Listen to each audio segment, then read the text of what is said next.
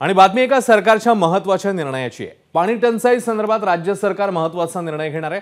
ज्या भागामध्ये पाण्याची टंचाई आहे त्या भागातली बांधकामं थांबवण्याचे आदेश देण्यात आले आहेत। किंवा ते आदेश देण्यात येणार आहेत। पाण्याची बचत करण्याच्या दृष्टीने हा एक महत्त्वाचा निर्णय घेण्यात येतोय। छत्रपती संभाजीनगरमध्ये सध्या अवघा 9% पाणी साठा आहे। तर महाराष्ट्राचा एकूण विचार केला तर अवघा 26% पाणी साठा शिल्लक आहे। आणि या पार्श्वभूमीवर हा एक महत्त्वाचा निर्णय घेण्यात येणार आहे। राज्यामध्ये अनेक भागामध्ये पाण्याची टंचाई जाणवते आणि नेमका हा निर्णय कसा कार्यान्वित होईल सविस्तर माहिती घेऊया आपले प्रतिनिधी राजू सोनावणे यांच्याकडून। राजू, या निर्णयाविषयी तपशीलवार।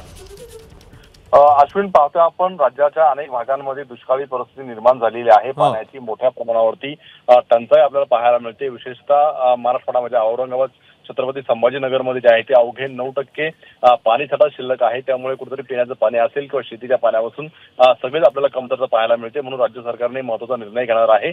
ज्या ठिकाणी पाण्याची टंचाई मोठ्या प्रमाणावरती आहे अशा ठिकाणी जे आहे ते सुरू असलेली बांधकामं जे आहेत ती बंद ठेवावी, जेणेकरून पाण्याची बचत होईल। अशा प्रकारचा जो आहे तो निर्णय जो आहे तो राज्य सरकारने घेतलेला आहे आणि पुढच्या 1 ते 2 दिवसांमध्ये तशा प्रकारचे आदेश सुद्धा जारी केले जाणार आहे।